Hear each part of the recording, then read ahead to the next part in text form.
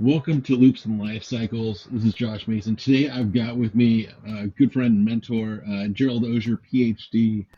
Dr. Auger has been a software developer, a auditor, has worked running security at universities and healthcare organizations, and now is the chief content officer of Simply Cyber and also a professor at the Citadel Military College.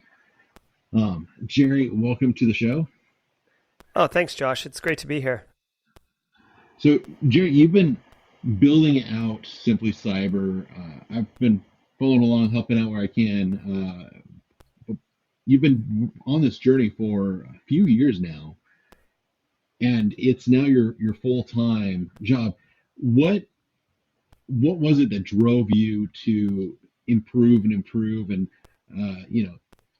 audio, improve the video, improve your presence in the community? Like, what was behind that? Yeah, it's been a real journey, and it continues on. Frankly, there's always something that you can improve or make a little better, or find ideas and concepts from other content creators out there.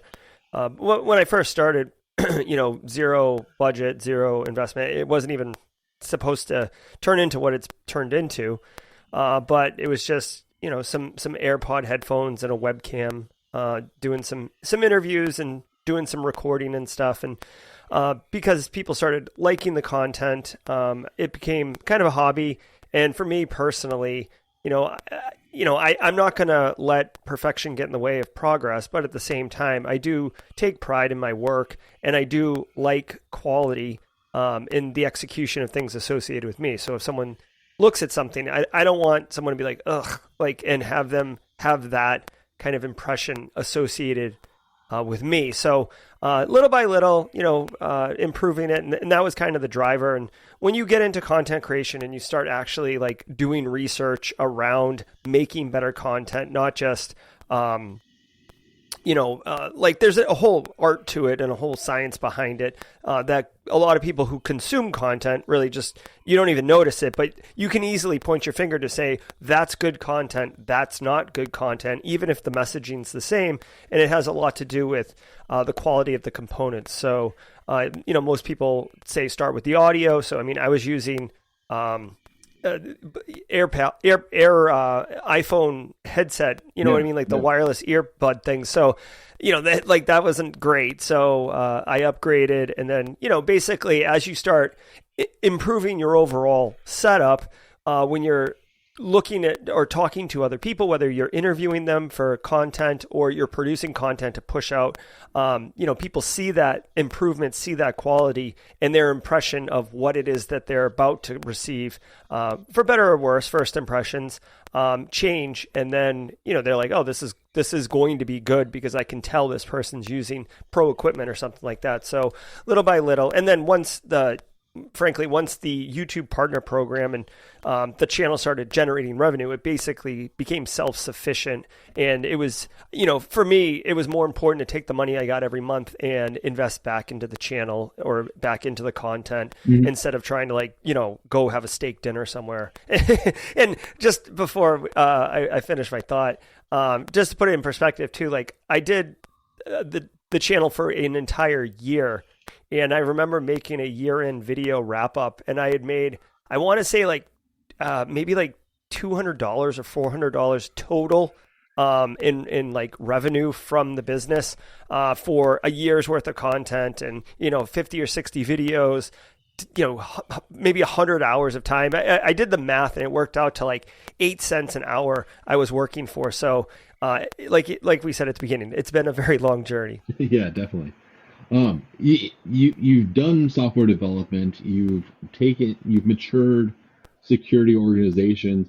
Does that mindset of like continual development, continual integration, and like cyber maturity, do you feel like that's kind of the same style that you have now? You've just been doing this continual development in different flavors through your career that like now you can't help it, but like, how do I make this better?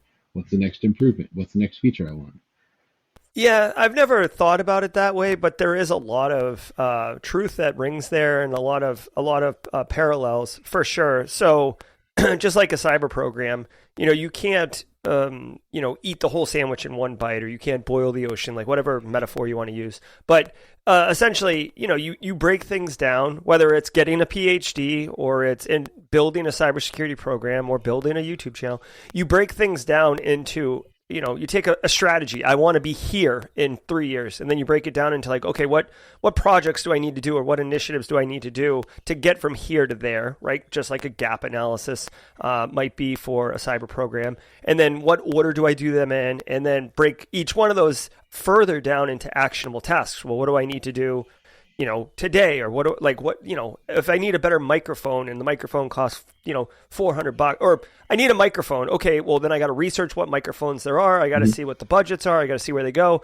All right. So that's the microphone project. Okay. And you break it down and you just kind of implement. And for me, Josh, I'm very, structured and very organized and very conformist. So, for me, I find it like there's two parts to my brain. There's like the creative and planning one who's like, okay, this is where we need to go and these are the ways we can do it.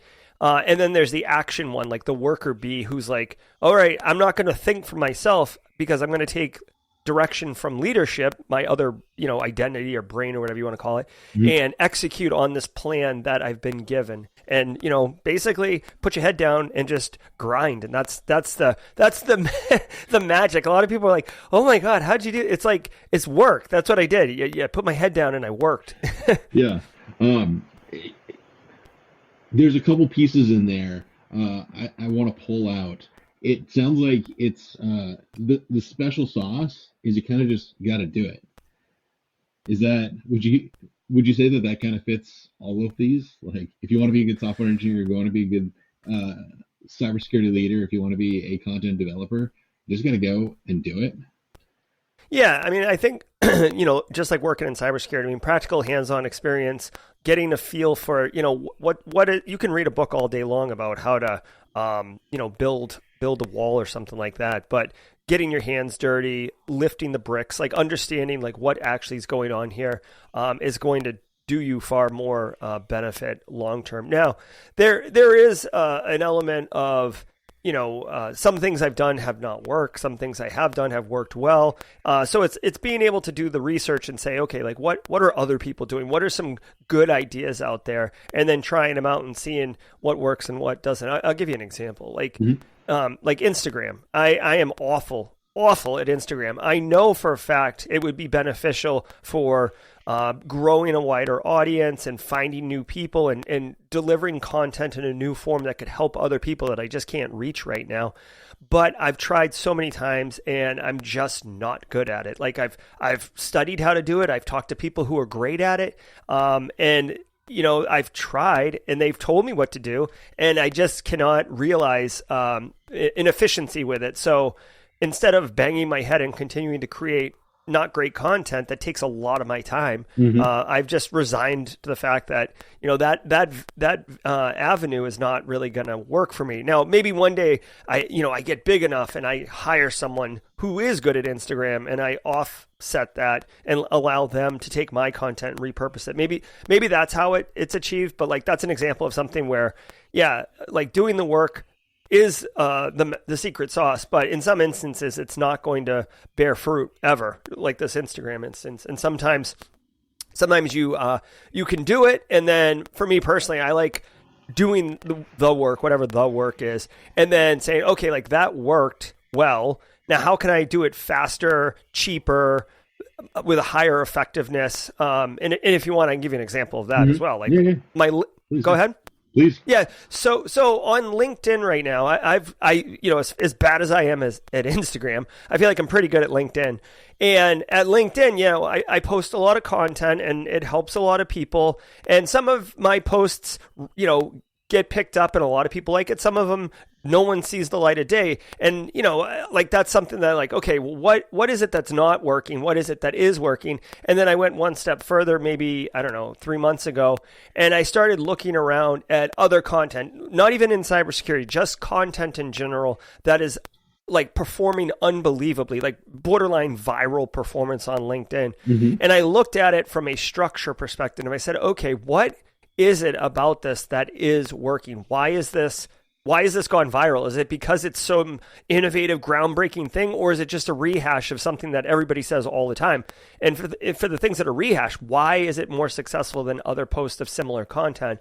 And I tried to tease out and understand at the meta level what it was. And now, I still put out normal content of like my upcoming shows and some of my initial thoughts on like maybe an executive order or something like that. But also, if you look, I probably have like 5 or 6 posts in the last month that are like deliberately built with this viral concept behind it. And again, they're delivering massive value, and I've seen, great success with those specific posts. So that's kind of like, like a project I'm working on right now, is to see if I can quote unquote crack LinkedIn's algorithm and see if I can't identify how to make something go, viral on LinkedIn. The hacker mindset. Like, we'll figure out how this works. Yeah, exactly. And again, like if you think about, I mean, we didn't talk about this, but like my drivers are not to make the most money or to be like the known celebrity or whatever, right? Like it's not that. It's like literally if I can blow up on LinkedIn with viral posting, that means that I can reach more people, which means more people who are struggling or don't understand like which cert to get, or do I need to do IT before? Like all the people who are like struggling and feel isolated about trying to pivot into cybersecurity, there's a greater chance that my content can reach them and help them ultimately. Do you think that has carryover in just decisions that we make in life? Sometimes you're going to do a thing and others might use it for, they might just be trying to get viral. Utilizing some of that for your greater purpose. Do you feel like we have to do that in order to be overall effective? Yeah, no, I don't think you have to be that. I mean, you could be just all about straight cash, homie. Like you could be like, I'm gonna blow up because I'm gonna turn around and monetize my LinkedIn account and basically be an affiliate for everyone. And Right. and that's my business model. Like I think, it to me, like I feel good when I go to bed at night because I do get DMs from people who have been positively impacted by Simply Cyber and the work I've done. And here's the thing, there's no reason why I can't make a living and, pay for my financial responsibilities and have a righteous mission. Like they don't need to be mutually exclusive. It's just sometimes I feel like people who are just in it for business, it's like straight business. They're looking at it from a capitalistic lens only, and they're like, all right, what can I do that takes the least amount of time that I can make the most amount of money, and and that's it. And it doesn't have to be mutually exclusive. I don't have to have a nonprofit in order to help people. Yeah, that makes sense. You've taken and it is your full-time job to be a content creator, to be running Simply Cyber, but you're not running it as a social media influencer. You treat this like a company. You do quarterly plans and overall goals, and you treat the community like your board. What's your driver behind that? Like, is there a book you read? Is there stuff you've seen? Like, how did you get into that mind space? Oh, that's a good question. So I'm full time on this, and I've been since I was doing it side. Like basically, I started a business as a consulting firm in 2016, and I was doing that. And then when this Simply Cyber started generating revenue and stuff, it became part of that business. And now I'm a solopreneur, right? So I mean, my family is on payroll and works with the company and stuff, but they're like kind of operational work, like back office operational type work, marketing, stuff like that. So for me, day in and day out, I'm alone at work, and I'm a very social person. I'm a very I guess social creature in that I like engagement. I like getting other people's thoughts and ideas. Like I've learned long ago that I don't have the best ideas. I don't come up with the most innovative, creative suggestions and concepts. So I love engaging with other people because I like to hear different perspectives and get different opinions and stuff. And if I was to just say like, oh, I'm a one person business, I create content and send it out asynchronously and you consume it and that's that, I think I would be at my core unhappy, day in and day out. Like I wouldn't like going to work, even though I was helping people. But because now, I do see the community as as the board, or, I often refer to them as my boss. But here's the thing, like if the community stopped showing up and I was just by myself, A, I'm not helping anyone anymore, which stinks. And B, I'd be alone, which stinks. So for me, it's not what I would want. On top of it, as I mentioned before, like, I'm big on community, like, frankly, like I like community. I like being part of something. I do feel a kinship, even though I run Simply Cyber. I feel like I'm a member of Simply Cyber as well. And I like empowering people. So, at the quarterly all hands meetings, I do include a slide. There's like a standard slide deck I run with that includes like what I completed the last 90 days, what you can expect from me the next 90 days. But also I make a point to do brand values because I want everyone to know what the values are of Simply Cyber. Because if you can't align with my core values for what the community is, then it's not a good fit for you. And that's okay. I like to be very transparent, because if there's going to be a problem, I would like to suss it out earlier than later, right? Nothing's worse than a problem that's festered and gotten really bad, and then it turns into a real issue. So for me, support, inclusion, empowerment, and community are all core values that I stand by, and so that's the reason why I definitely don't want to, nor would I feel comfortable being one of these online personalities where it's like almost like a god complex, where it's like, oh, like I'm the person on camera, like you all are like, my fan base or whatever. Like I'm not like a pop star or something like that, right? It's I'm a community member of the same community. It's just that I've built like a mechanism or a platform that allows for interaction and engagement in a safe and inclusive way, and I think that's part of the reason why Simply Cyber has grown into what it has grown into. It's very organic. It's grown way beyond me. I always tell people that, like, when people say, what's Simply Cyber? And I'm like, it's a YouTube channel, but it's really not. Like, it's so much more than that. Like, the YouTube is just like one facet of it. It's a really interesting, living, breathing organism that, just final thought on this. It's like, it has spurned other things, like Jesse Johnson and the Slay Security Plus is like Simply Cyber adjacent. We have like GRC study halls that are within the Simply Cyber community that happen themselves. We have local meetups for people in, different parts of the country, Kansas City, Las Vegas, Augusta, just to name a few. And they're operating completely outside of anything that I'm involved with, but they are operating almost like independently, but under the Simply Cyber community umbrella. So to me, that's amazing. Like I could never have predicted that. Yeah, that's pretty incredible. That has been a really interesting thing to see.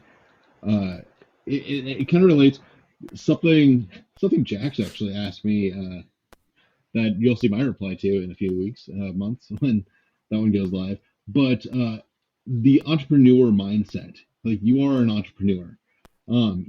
You've started your own consulting company. You've started Simply Cyber. You've been part of some small startups, in past years.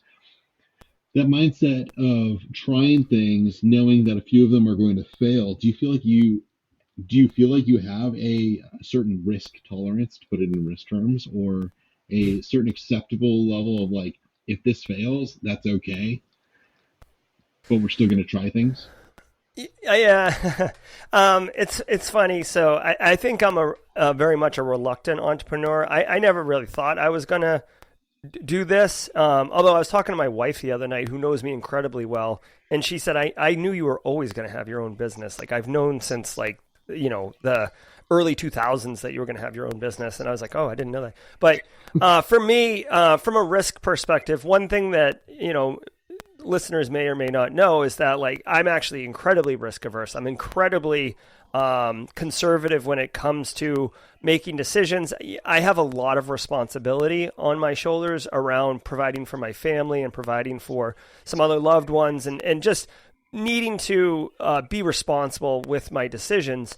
So for me, honestly, there was no risk for me when I went full time on my own business from an entrepreneur perspective, simply because from a two reasons. One, from a financial perspective, like I told you, I've been doing this side business consulting thing since 2016. So over the years, I've put a lot of acorns away, and people talk about emergency funds. Like I've got enough emergency funds to run my family for close to 2 years. So even if I like broke my back today and like I like lost my ability to speak and see and touch, like we'd be fine for close to 2 years.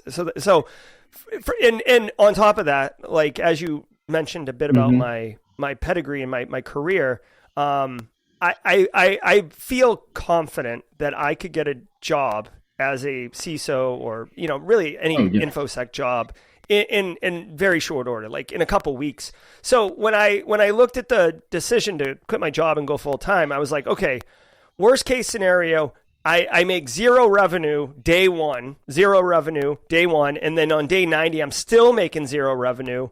Well, then I could get a job in a month, the worst case scenario. And even if it takes me 16 months to get a job, we're still fine. So really, and even then, Josh, it took me a good month and a half of like wrestling with myself to finally make the decision and move forward. And like everybody told me that's an entrepreneur, you'll wish that you had done it sooner. And it's true. I wish I had done it sooner. That does lead me to do you look towards hiring full-time employees, any FTEs or even part-time employees? I know our community is built around a lot of volunteers, and all of the volunteers, I feel like I can speak for us, are happy to be volunteers. Do you see it growing as a company, Simply Cyber? Yeah, that's the next big challenge, really. I do use some 1099s, like contractors, basically, and that's been okay. I could envision having staff at some point. I don't think I wanted, like, I don't have this vision of like, like TCM Academy, he's doing wonderful work and he's got like 50 employees. I can't imagine me with 50 employees. Like it would make my brain hurt, but there's certain things that it would be nice to have someone kind of wholly focused on certain things. And I'll give you an example. Like it could be interesting to have someone come on who's like, okay, you're responsible for marketing stuff and like, Simply CyberCon, right? Like the conference, right? Like just like kind of wholly lift, and you're responsible for that. I'm available for discussion and for helping and everything, but I'm not responsible for it. Another thing I could see, and this one's kind of a big one, is like management of the company. Like even though I'm in charge of it or whatever, I wouldn't be opposed to hiring a CEO for the company, which I know sounds kind of silly. But in reality, like having to deal with like contracts and having to do with business development and having to do with negotiating rates with vendors and sponsorship and going and getting sponsorships and like all that stuff still has to happen. I'm doing content and I'm doing cybersecurity and I'm constantly on, but there's so much about running a business that a lot of people who come from like the technical execution say like, oh, why am I letting someone else get paid for my work? I could just do this myself and cut them out. The reality that comes out is that there's a lot of like business administration that actually needs to happen if you're going to do it right and you're going to grow it. So I could definitely see hiring like that. But I think like I've learned in my new show, Cyber Starters with Ryan Newvik, like I really feel like it's a hire slow, fire fast kind of thing. So I'm still launching. Like it's funny, like I've been in business now full time for 6 months or whatever, but I'm still launching, it's crazy. Definitely. Uh, it's the same mindset we have in any company, especially cybersecurity. Do we do this in-house, build our own SOC, or do we outsource to an MSSP or an MSP, MDR Hmm. vendor? Um, and it's one of those things is I'm this small. Do I need someone else to manage my stuff or can I manage it? And you got to figure out where your crossover point is. Like at what point am I losing money by having to go to these meetings and make these decisions? Exactly. Yeah, those opportunity costs. And also like do you not enjoy doing that, whatever that is? You know what I Hmm. mean? So it is tough, but I mean, I guess for me personally, I feel like the way that I decide whether or not I'm going to outsource something or hire someone to do come on and be full time, it's really like have I reached a threshold where it's like a not a burden to me, right? Like where like I'm like I'll give you a great example. So my produced videos Hmm. they have to be edited, right? You record it and then you add B-roll, you got to clean it up. You know, you got to do all this editing stuff and editing takes a long time. But I did it for the first 2 years of Simply Cyber where I published a video every single week. I would do editing for hours every single week. It was a massive time sink. But and I started to not enjoy it because it was taking me away from my family and from other projects and work that I wanted to focus on. So Hmm. it slowly became like, oh my God, like I have to publish a video, but I have to do the editing too. So finding an editor was actually one of the first things I ever outsourced, and now I've got a great relationship with a team of editors. And you know, I don't edit anything anymore. Like very very occasionally, I'll edit something just because it's like a quick thing. But for the most part, the editors can do it faster. They can do it way better, and it's a small you pay for it. But my time for money at this point, like I don't have a hard number of like what my hourly rate is or whatever, but Hmm. the editors are more than reasonably priced in order for me to like have 2 hours to go, you know, kick a soccer ball around with my kids instead of like grinding editing, right? Because at the end of the day, like, yes, my mission is to help as many people as possible, and I love that. But I do want to help myself. Like I do want to be a present father and a very loving present husband. And if I'm just burying myself in work, then I'm kind of missing the forest for the trees. Exactly. It's people talk about a work-life balance, but really, do you want to spend half your life doing work? It's what do we really want out of life, and is the work getting us to that? Hmm. Yeah, man. Where Jerry, I know where people can reach you. In your words, where can people best find you? LinkedIn, YouTube, the Simply Cyber Discord. Yeah, so I think the easiest way for anyone to get me, if they go to the website simplycyber.io slash socials, excuse me, simplycyber.io slash socials.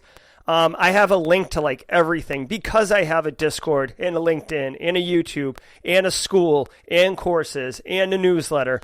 Like I have so many different projects and initiatives to help people. We have audio podcasts. We have video podcasts. I have like 4 new podcasts that are launching this year. Like I've got so much stuff that I just have a website that just has all of them. So if you want to connect with me over email or you want to tag me on a Twitter thing, like whatever it is that works best for you, it's going to be on this page, simplycyber.io slash social. So that's the best place to start to get a hold of me. Because some people, hey, maybe the YouTube channel sounded interesting to you, but I don't sound interesting to you, and you just want to bypass me. That's why I did that, so you can get to like whatever it is you want to serve you. Excellent. I'll make sure to put a link to that in the show notes. Jerry, it was great having you on. I know you've got to go prep for another show later today, Hmm. and everyone can catch you 8 a.m. Eastern Time weekdays, except for holidays, doing the daily cyber news brief. Yep, 100%, 100%. It's a live stream on YouTube, about 450 professionals there, but you can catch it on replay as well. A couple thousand catch it every day on replay. So yeah, it's the top cyber news of the day with a whole bunch of personality sprinkled in. And a great community. Thank you, Yeah, Jerry. and a great community. Yeah. Appreciate you having you on. My pleasure. Thank you.